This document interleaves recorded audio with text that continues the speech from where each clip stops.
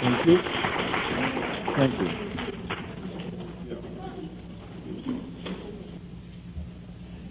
We have but two left, tonight and Monday.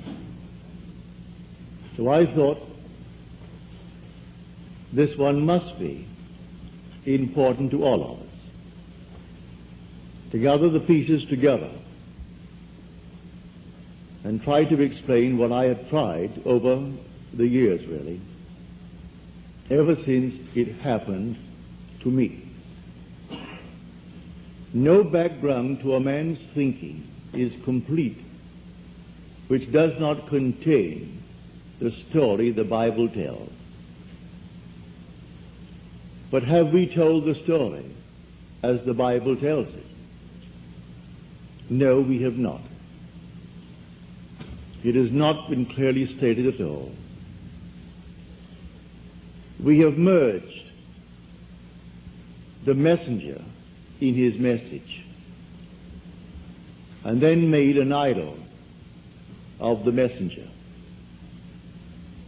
And now we stick him on the wall and cross ourselves for luck. That was the very last thing that was intended when the messenger came. So he sends another messenger. And I hope that no one will stick him on the wall and cross themselves for luck. For this story is eternal, has nothing to do with a man. That man is simply a messenger telling the eternal story. Now here, none of us should boast, for as we are told, what have you that you did not receive? If then you received it, then why do you boast as if it were not a gift? You'll read that in the 1 Corinthians, the 4th chapter. Now we will turn to Jeremiah, the 9th chapter. Let not the wise man rejoice or glory in his wisdom.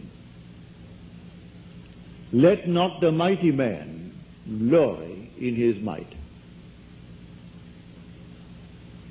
Let not the rich man glory in his riches, but let him who glories glory in this, that he understands and knows me, for I am the Lord.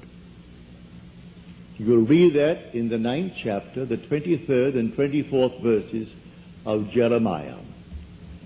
The word Jeremiah means Jehovah will rise.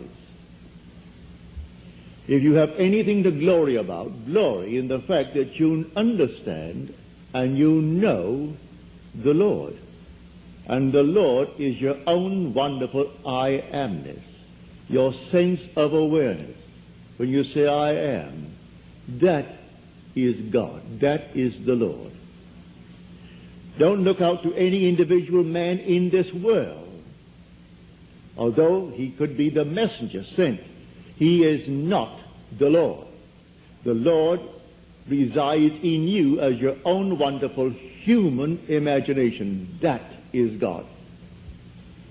So let him who rejoices rejoice in this, that he understands and knows me, for I am the Lord. Do you really believe that? If you believe that, then you can take the story and apply the whole thing to yourself. Take this thing off completely, this little garment,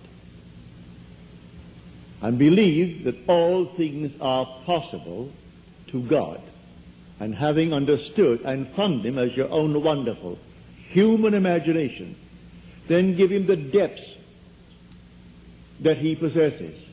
On the surface of your being, all right, you can't do it. You're not supposed to do it. But you can have faith in your own being, which is your own wonderful human imagination, and believe that an imaginal act is at that moment a fact. All right, that's a vision. Now the vision has its own appointed hour. It ripens. It will flower. If it be long, wait, for it is sure, and it will not be late. You simply imagine the act by boldly assuming that you are already the one that you would be. If you dare to assume it, well, then you would persist in that assumption. If you call my name tonight, and you call it a month from now, I would respond because I have assumed that I am named Neville. Now, there are millions of Nevilles possibly in the world, but I am still Neville. So if you call Neville, there may be in the same room others who will respond. Well, then we can single out the one you intended. But nevertheless, I am going to respond. If someone pages me in a lobby, and they only use the word Neville, and there may be others Neville, but I will simply hold my hand to the page boy or whoever he is and try to identify myself as Neville.